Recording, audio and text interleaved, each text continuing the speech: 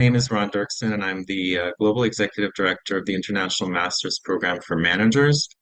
The IMPM is an executive program with 5 academic partners around the world, and it was founded by Professor Henry Mintzberg 25 years ago with the objective of transforming the practice of management around the world. So part of our mission is to create a better and more sustainable world by providing a forum and framework for executives to become better, more conscientious managers and leaders. And this is why we've launched this IMPM Impact Series.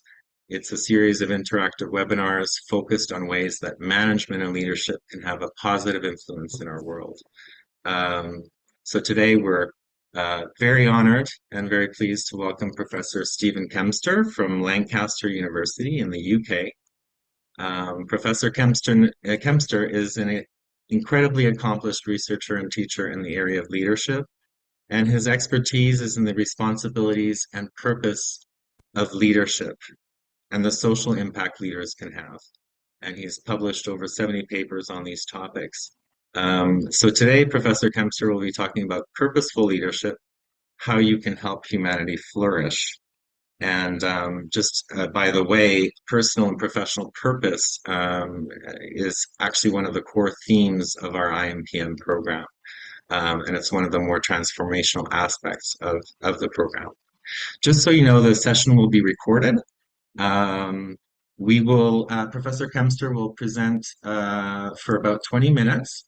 And then we'd like to put you in breakout rooms for about 12 minutes to discuss a particular question, which we will share with you just before. And then we'll reconvene together for 15 minutes for everyone to share the conclusions and any main ideas that came up from your breakout discussions. Just so you know, the session will be recorded. Steve, Professor Kempster, I leave the screen to you. Oh, thank you very much, Ron. So what I'm going to do, I'm going to try and be on time, Ron. Martin and I have worked together many a time, so this will surprise Martin if I am on time. So I'm setting my watch for 20 minutes. So hopefully I'll hit that. So hello, everybody. Good morning, good evening, good afternoon. So what I'm going to explore and set up for the breakout rooms might be a little bit provocative, or it may for many resonate deeply with a deep felt feeling of what business should be about. So the key theme is degenerative to regenerative, but in particular, I'm going to be exploring a movement from one single capital, that of finance, to multi-capitals and unpacking how systemically they can work to realize business purpose. So let's just move on. I'm hoping the slides would move on. It's stuck on me there. There we go. So if we imagine what is the purpose of business, and there's a father and son staring into the sun setting on the horizon. The son says, "What's the purpose of business, Dad?" And the answer from the father is profit. And the son, as all young children would say, is, "Well, why profit, Dad?" Father just, "Well, I'll get back to you on that." And so obviously I'm going to come back with the answer, and I might have trailed that already in the notes on describing the talk. But the context of the purpose of business has been well explored in the first of the series with Henry and colleagues around the dramatic sense of how the world is changing around us. Climate change being a very prominent and salient aspect that we speak about. And on this diagram, on this map, it's showing a world at 4 degrees centigrade. And we may not get to 4, but it's becoming increasingly possible that we might. 2.5 degrees is probably the given now, but showing there massive scale change, migration, and impact right across the globe. But of course, that's just but one of the grand challenges that face us. There's COVID, then migration, modern slavery, more people enslaved on the planet now than has ever been, more people moving on the planet, forced migration all around the globe. And then all these are sets of grand challenges that all interconnect into a frightening perfect storm. Now, we could spend at least 20 minutes. We could probably spend a whole day unpacking these and the implications these all have for us. But it's the United Nations, in a sense, gets this big time, and I hope many of our governments understand and grasp this, the complexity of it. But the United Nations is offering us the Sustainable Development Goals is a way, a major way, sort of a way for humanity to get a grip on all of this. And I'll be exploring this in a little bit further on, how business, therefore, needs to play its part in trying to rescue humanity almost from humanity. And in part, that's a shift from how we conventionally undertake business to how we might reconsider that in a regenerative form. So I'm offering here two apples. You'll see the one on the right is slightly decaying, or my right is slightly decaying. The conundrum that faces us, and I think this is the enormous conundrum that faces us, is how can business value and social impact be the same together as a complementary dynamic within business? Not philanthropy. Philanthropy is immensely important, but not philanthropy, but actually how business is. The purpose of business is to incorporate social impact, not simply from that philanthropic point of view, but in fact, because it enhances business value. How do we create a dynamic that doesn't reduce shareholder return, but actually creates a very, very different format of how business would operate? So if you imagine you're at a fork in the road in your favorite wood, and you could go left, which is the conventional business route, which must be at least 95, 98% of businesses around the world, or you could turn right to follow a regenerative pathway. So two roads diverged in a wood, and I took the one less traveled. And that has made such a huge and significant difference. A difference to not just myself, not just the business, a whole range of stakeholders, all joined together in a very different pathway of the purpose of business. So we're going to be now looking at conventional versus regeneratives.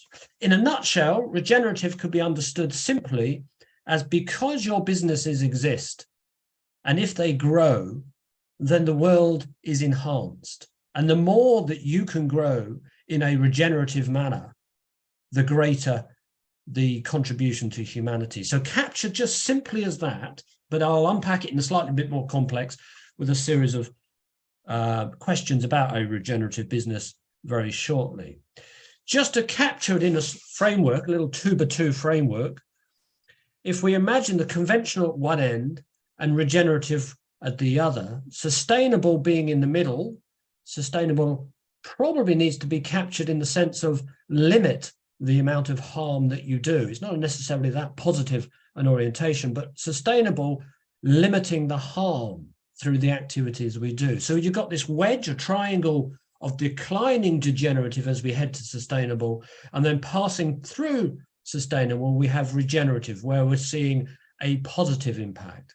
And another way you could consider this is conventional is typically self-orientated, or in an economist term would be neoliberal capitalism. While on the right, the regenerative is collective, collaborative, working in a much more collaborative manner.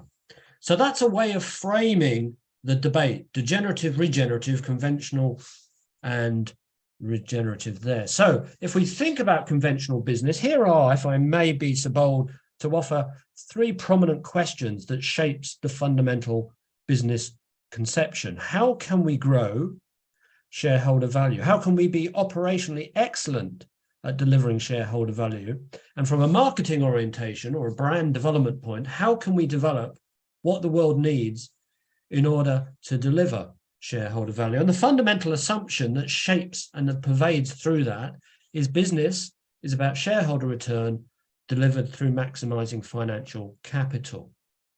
So now let's look at the regenerative set of business questions. So we'll now tease out a little bit more what would a regenerative business look like. So the first three are just about the same.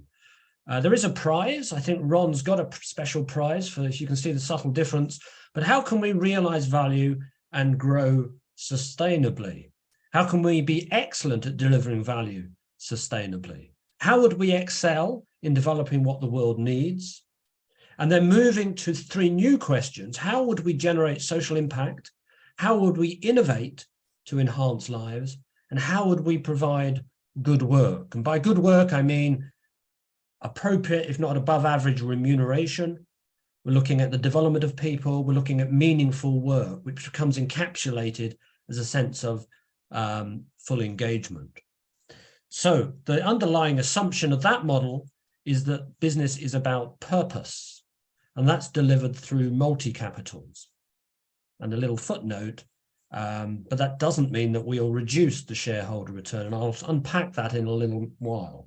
So if we just now map that to a set of multi-capitals rather than simply finance, we have finance, we have operational capital. Operational capital, often referred to as manufacturing capital or institutional capital, they're just about the same thing. Reputational capital, planet and communities, we use it in the work that I'm going to show you as planet and communities because it's more anchored into the sociology of us living on one planet. But perhaps more better known, it would be the E&S from ESG, environment, social and governance criteria. Knowledge and innovation capital and human capital. Human capital is particularly the asset that often is referred to as our biggest asset in the business, but doesn't sit quantified into the balance sheet, certainly not yet.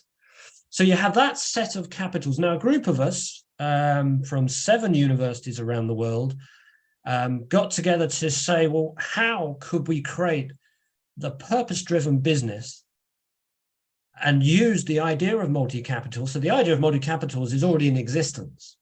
So how do we draw together the multi-capitals in a more regenerative systemic sense as a core concept of business?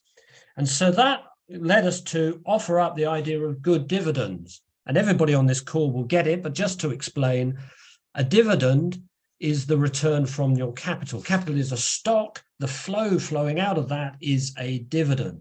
So you'd have a dividend from financial capital, which we all get, but you would also get a dividend from investing in the planet and communities, a dividend investing in human capital, and so on and so forth. And that's right at the heart of the good dividend. So there's our planet community dividend that's been invested in, which realizes human resource dividend, people dividend. So now working in a place that is pursuing a worthwhile and highly valued sense of purpose. So we have meaningful work now in abundance. And what we know without any doubts, that where people are highly engaged, we see innovation, we see creativity. So we know the very strong correlation between a people dividend and an innovation dividend. And that flows into an operational dividend. We know that. That is in many, many studies, that where people are highly engaged in their workforce, a sense of strong purpose and meaning, we see greater productivity, greater quality, greater customer service. With that dividend, it flows into the reputation brand of the organization. So now we've got an enhanced reputation or brand, which in itself is enhanced through the meaningful work that the organization is engaged from a purpose-driven point of view. That in itself reinforces the people dividend.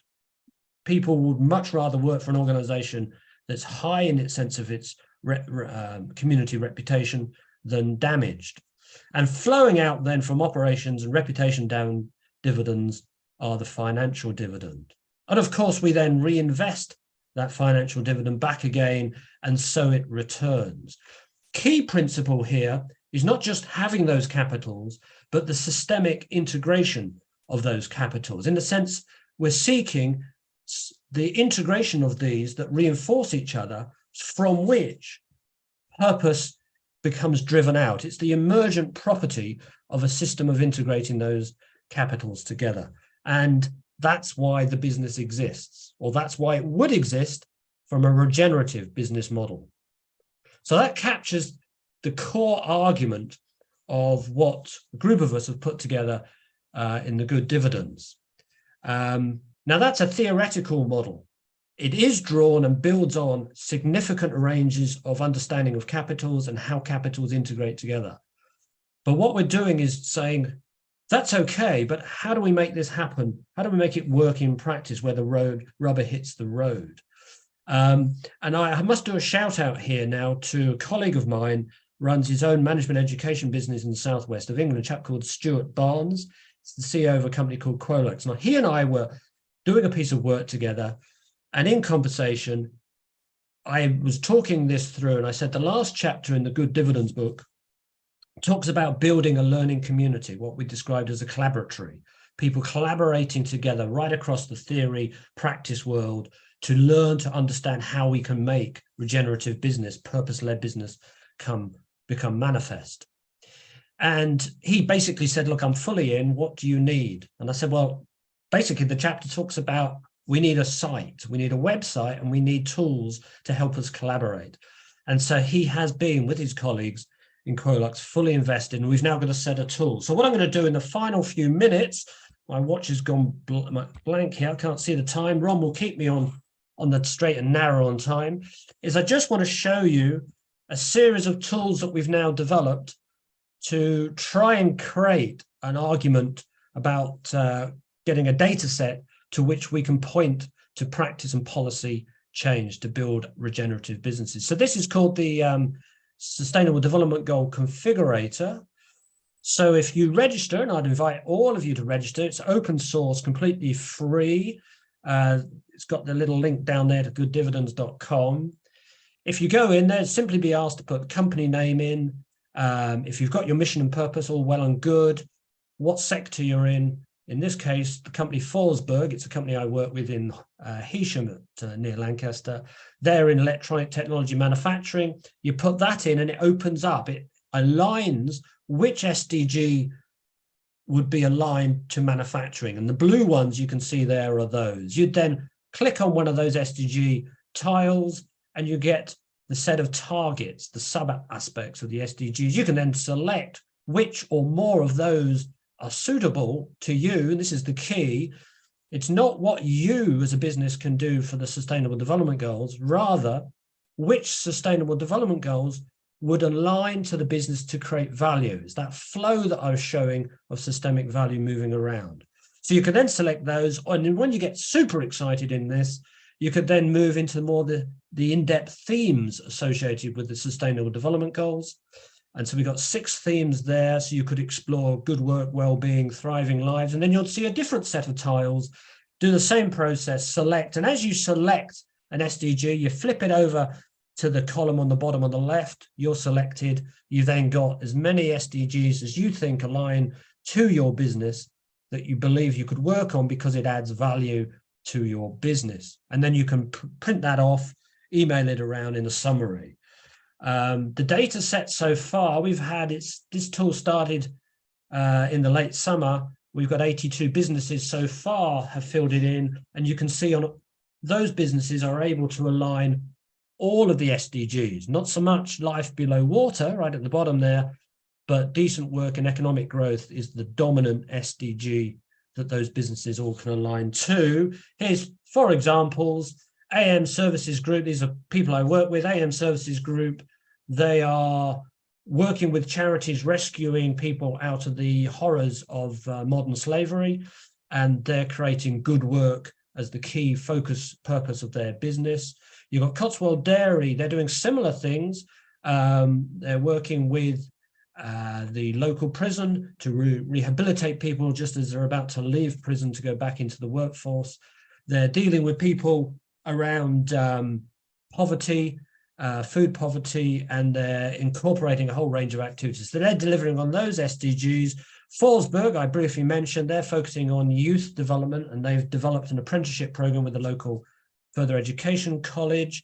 And Ian Steele of Atkinson's at Lancaster, he's working with a whole range of suppliers in the developing world, and he links his customers into integration of the activities and investments they're making around the world. So businesses are able to do these SDGs, not because it's a nice thing to do, but because it aligns to what their business model is about. The next model I'm going to show you is the Good Dividends evaluation model. This just looks at your practices under the 6 dividends to see to what extent your everyday activities are realizing the dividends that are available. An example of this was with Cotswold Dairy, with their senior management team. They had a set of scores that they could compare between themselves, but equally they can compare themselves to the data set of how the practices are. So you can see, if you can see the blue line on the graph, that's the average in the data set. So if you want to go and fill it in, you'll get your score against the average. And it gives you a way of looking at what activities, what actions should we look at to advance our dividends. We draw all that together in a program we started just a couple of weeks ago here at the management school called the Good Growth Program. And the Good Growth Program basically incorporates these tools and is trying to establish for these businesses, how do we integrate all those capitals together in a way that can create social impact? And that has started, and that will run for 4 or 5 months. I must say to you, all of this will not occur without leadership. If without the leadership commitment, intent, expectation of possibilities of what the business should do in the world, without responsible leadership, all of this is purely theoretical. It utterly requires people to wish and desire, but find a model by which social impact, addressing the Sustainable Development Goals, can be very, very feasible. So to answer the question, hope I'm on time, Ron, to answer the question, what's business about? Father's thought about this long and hard. Well, like law is to justice and medicine is to health, business is to human flourishing.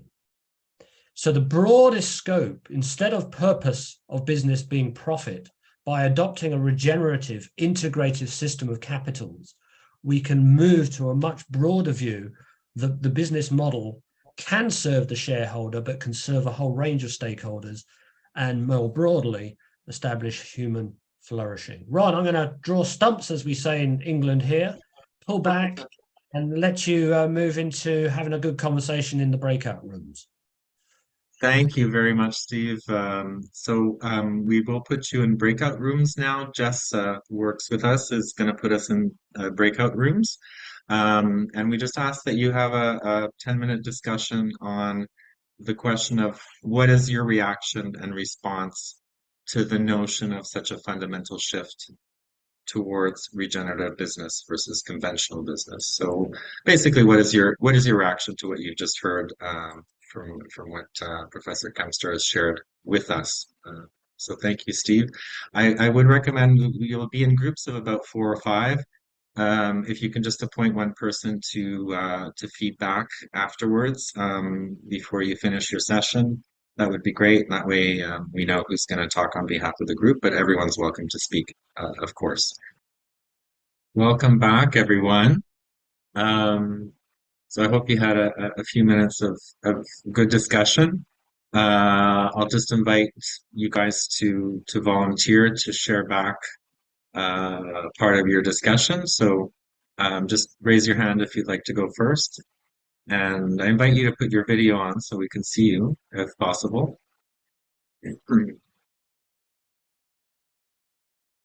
So who would like to go first in terms of a reaction? Partha, go ahead. So we had an interesting discussion. So I basically started with an observation of how businesses have shifted their focus from focusing on owners, maximization of shareholder value, to shifting to the customer. The purpose of a business being to create customers and also deepen customer relationships so that you have customer loyalty. And how we have now moved on to other stakeholders of a business, where you're looking at context. So what needs of the business gets met by being in business? So what is the purpose of any business? So the context in which a business operates could be environmental context, could be society, could be organizations, because we associate environment with impact, but you also have families, you have organizations, you have societies, you have environment. The context in which the business operates there's been a significant shift in terms of focusing on the context, and there are multiple elements of a context. And the question of why you need to be doing that was probably very eloquently listed down as dividends. What does the business get out of focusing on the context? Okay, we use phrases like regenerative, generative, whatever, right? So basically the basic question is what needs of the customer, of the business gets met by focusing on social impact. That's the way I look at it from a broader perspective. Thank you. Steve, do you have any reactions to that, or? Oh, I think that's really relevant. I was going to say on the money with my good dividends theme. That resonates a lot. I would say, and a certain degree of research points to this, is that a movement from beyond simply offering product and service to a broader sense that the customers are working with a business because it resonates in some deeper sense of value around their brand and reputation. So there's something about what the organization stands for and its purposes it's pursuing that has that resonance that you could end up having customers advocating on behalf of the business because of the values of what that organization is seeking to achieve in a broader sense. That adds value in its brand to why they buy it. So I'm not a marketing academic, I'm a leadership scholar, so you have to bear with me. I'm grasping with interdisciplinary issues here, but my understanding is that there is much association with deeper value set about the organization and its relationship with society, with community, with environment that resonates with customer segments. If it's a purely commodity thing, I can see the restrictions in my argument, but I'm talking more broadly about non-commodity exchanges. Does that help at all? Absolutely. In fact, when you talk about businesses, one of the things that we draw our attention to is the economic value, but value goes beyond economics. So I think you started off by saying simple questions is what is it that do we value leaving a better kind of a system for future generations? You know, it's a question that you want to ask yourself. So there are certain things that may not translate into economic value, but we are all basically human beings who have created entities to do business. So underlying that entity, paper entity, are people and working in a specific environment. So given that context, the way you look at it resonates with me. It's obviously beyond economics. It's also about what do you want to leave? Do you want to leave a better world for the future generations? Do you want to contribute to the well-being and health of the context in which you actually operate? So you can measure it on multiple attributes, but those are things which say happiness of employees and their families, or the communities or societies that you work in, operate in, is also adding value to the business. Thank you. Who else would like to share? Maybe for the group one. Thank you. I hope I give a good view of what we discussed. The first point is that making explicit the different purposes linked to people, to environment, to society provides. We feel that it provides a good framework for companies to think or rethink of their business and of their business purposes. Secondly, there are doubts about the fact that or about the way of making it functioning. Or doubts about the idea that or the question is, can we maximize the 6 of the purposes at the same times indefinitely? And there are doubts about the fact that we can grow in sort of that we can do it indefinitely on the 6 on the 6th purpose. And so the risks that at the end of the day, the aim of maximizing profits could be the only one that remains. And the third thing is, what are the limits of this way of thinking? We feel that maybe it's a way of not frightening people to think traditionally. We feel still that by presenting this way, you don't want to frighten people who think traditionally. You don't want to frighten people who think that maximizing profit is the only purpose of the company.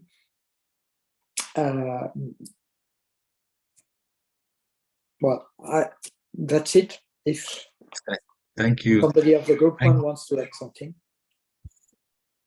Thank you, Louis-Jacques. Well, Louis-Jacques, that was those questions were from your group were wonderful. That must have been an excellent conversation. If I take the last one first, and you've really named why we call it the good dividends, and if I may, it stemmed from an idea that it's from judo. Use the strength of your opposition against itself. How can you get capitalism to change capitalism? And explicitly, we decided to use the language of capitalism, hence good dividends.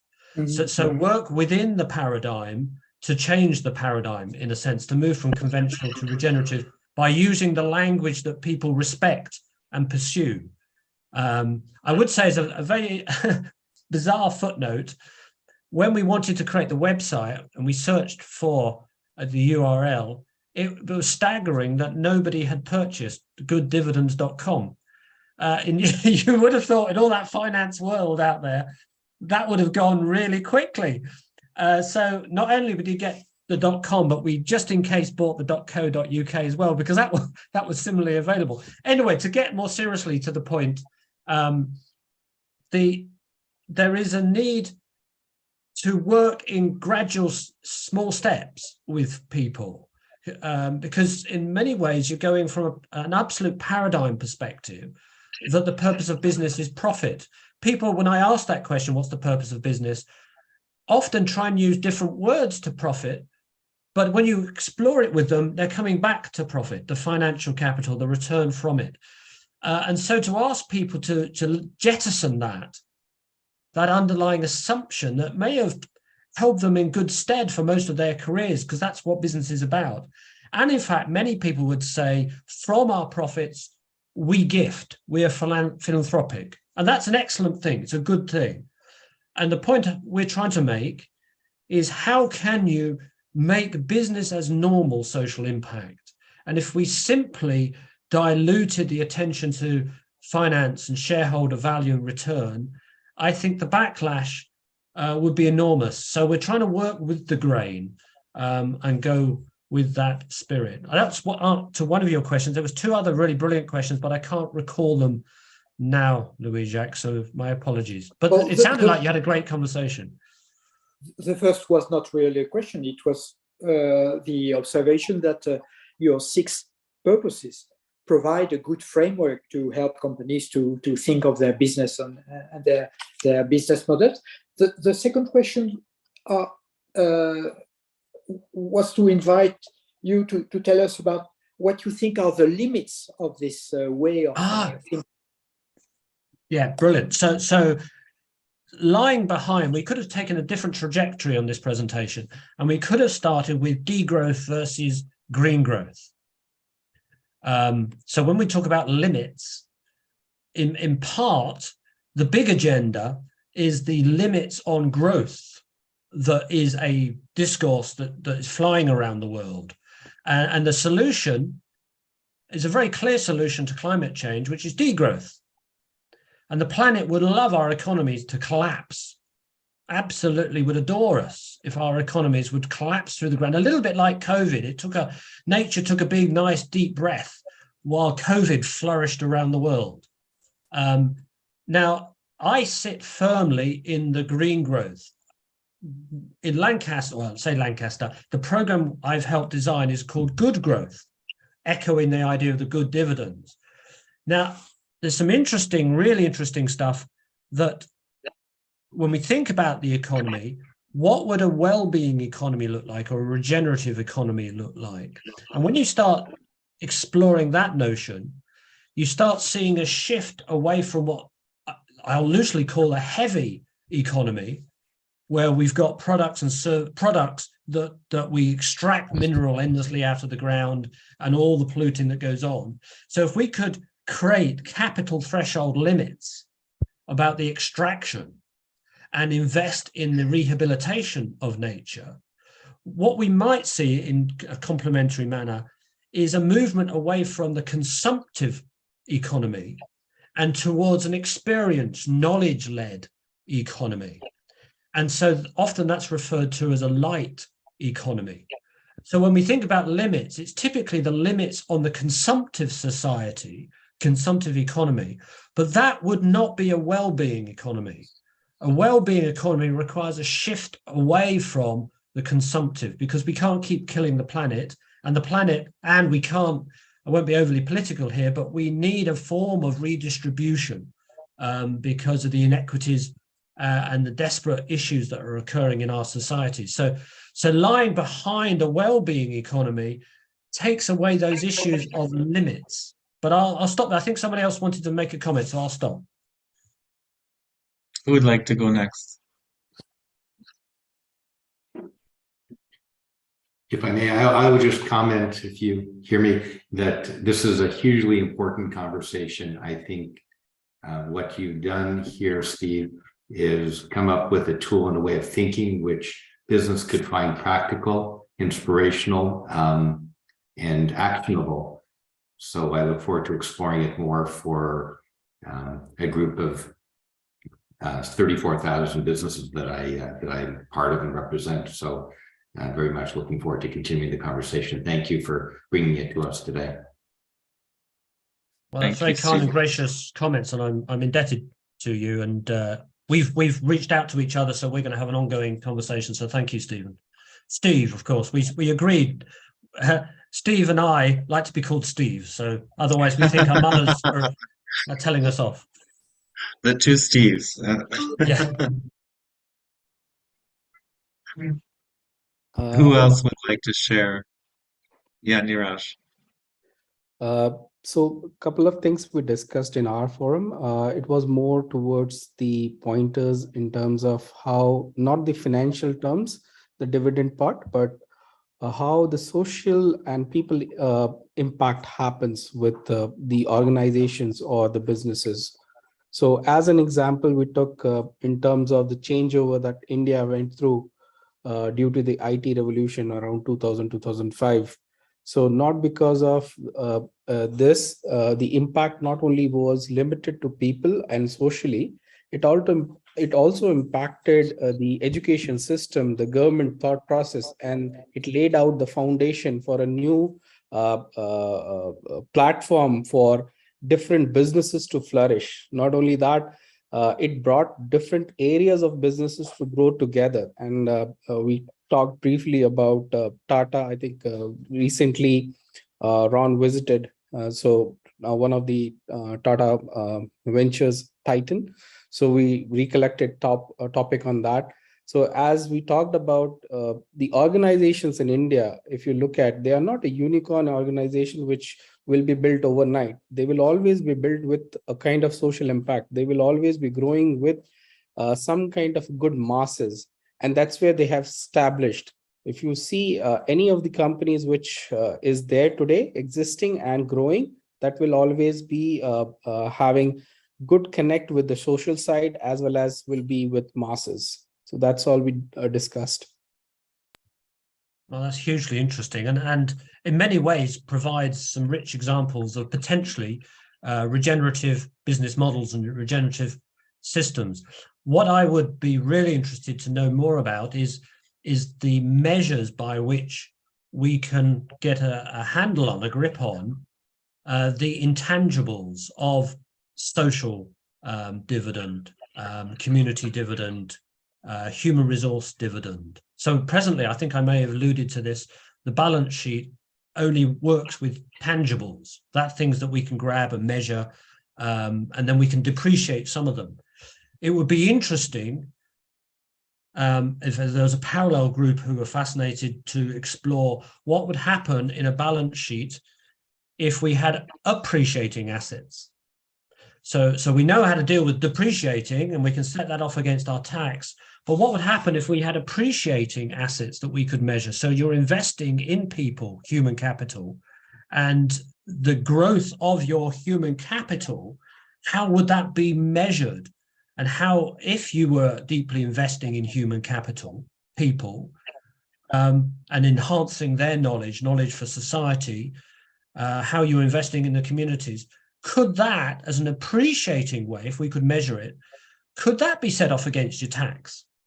So instead of we avoid it and we end up minimizing the development of people, minimizing the development of planet, community, and knowledge, we actually, society lobbies the governments to reward businesses that have appreciating capitals in this multi-capital world.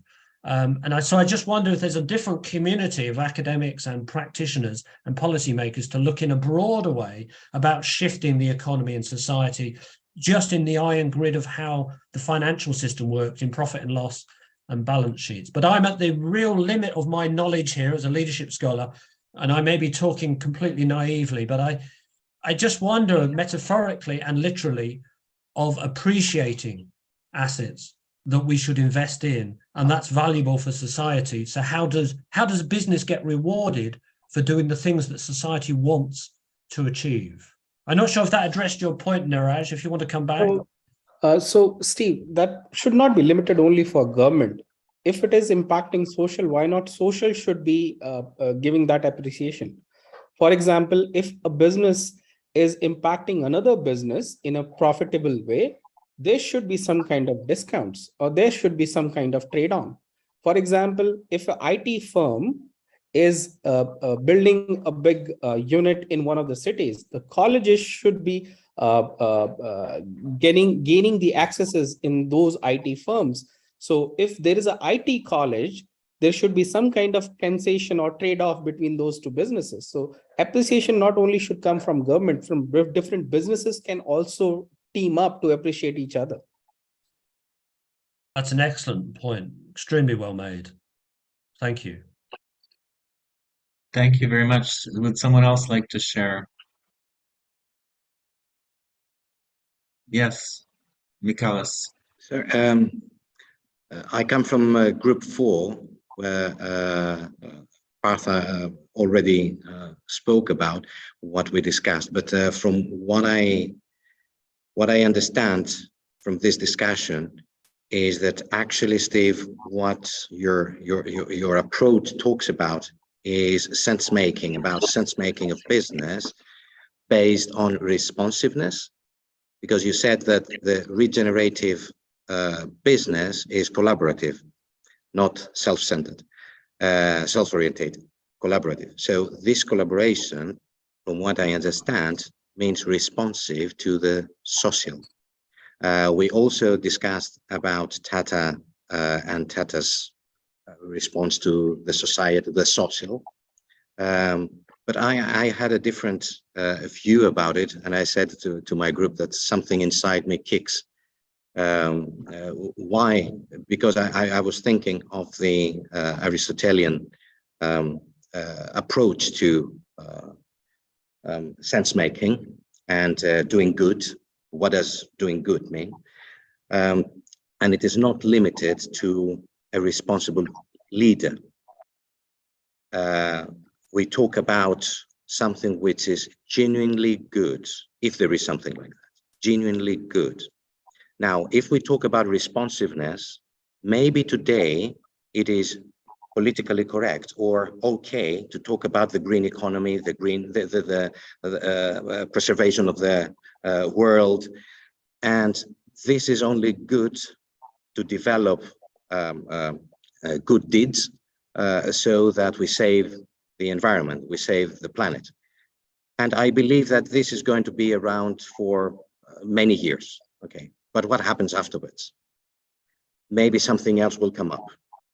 as something more popular that is valued strongly by responsible leaders.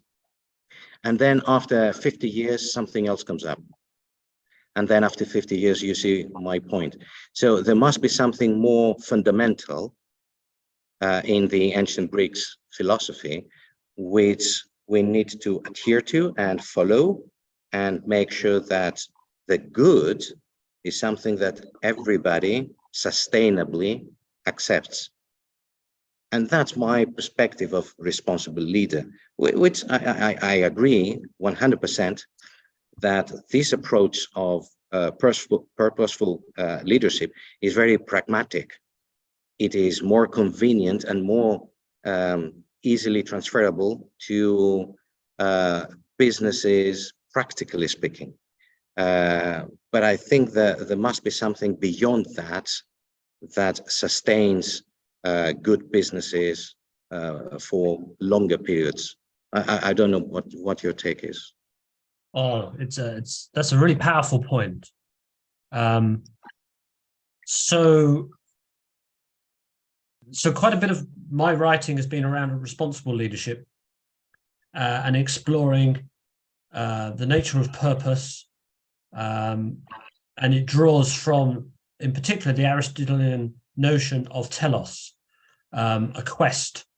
What is the broadest sense of what we're heading towards, and why do we do that? And the sense of deep satisfaction, joy, happiness by pursuing a valued telos, a valued purpose is where we go. So the original ideas that shaped the good dividends stemmed from that. And in fact, as a footnote, we started with the notion of virtuous dividends, drawing out from virtue practices and virtue ethics. And then a bit of feedback was given to me that was caused a certain discomfort with some people using the word virtue. So we stood back and I thought about it, and I presented the idea of good, which I like good in many sense. Good in the sense of, if I can be blunt, growth, bigger. Good in the sense of sustainable, and good in the sense of ethically drawn, which is what we're talking about now.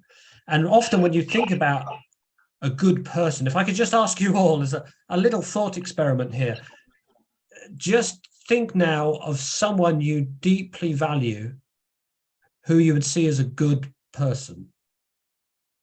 So I'll just go quiet. Just think of someone who's a good person, you know.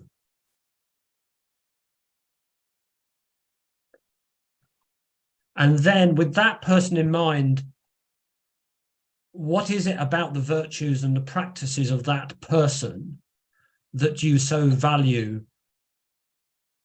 And then if you imagine, to take the point you're making was so well, I'm not making it as good as you were, is to think of an organization as a good organization.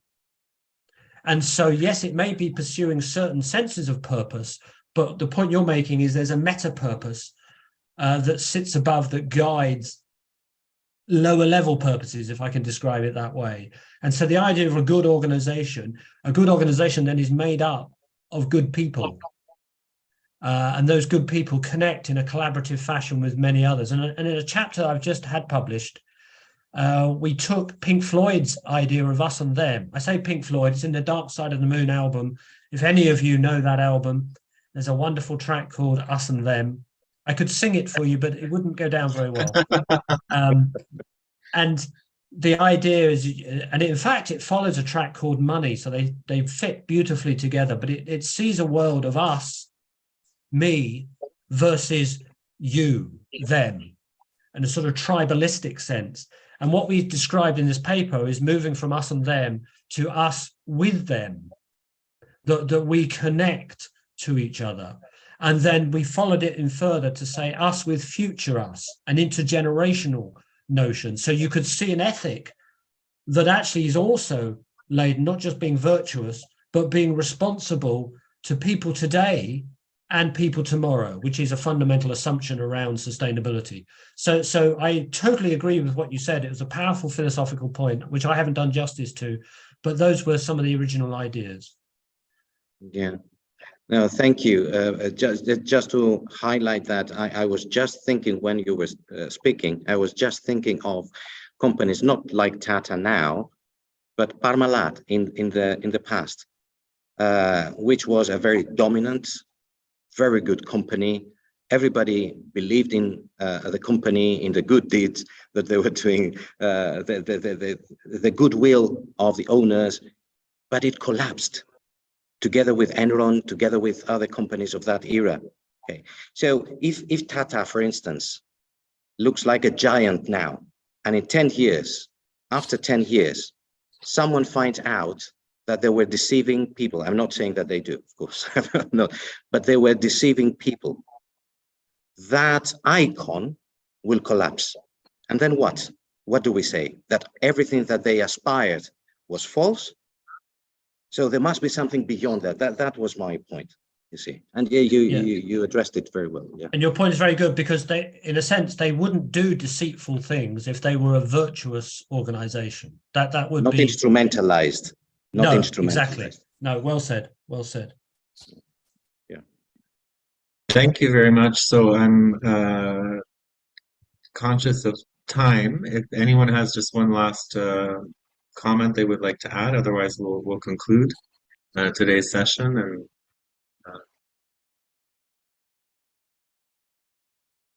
all right, thank you very much, all of you, for joining us. And Steve, thank you so much for this very, very pertinent topic, and it's something that's very close to our heart in the IMPM program.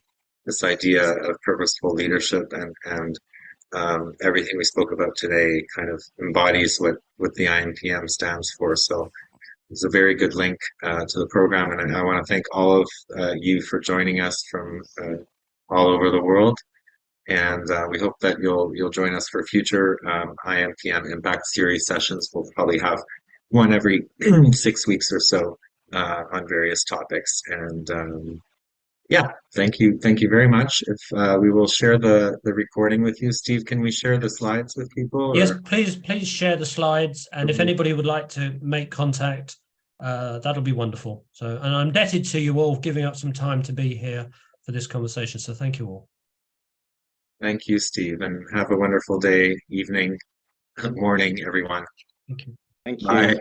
Bye. Until next time. Stay in touch. Bye. Bye.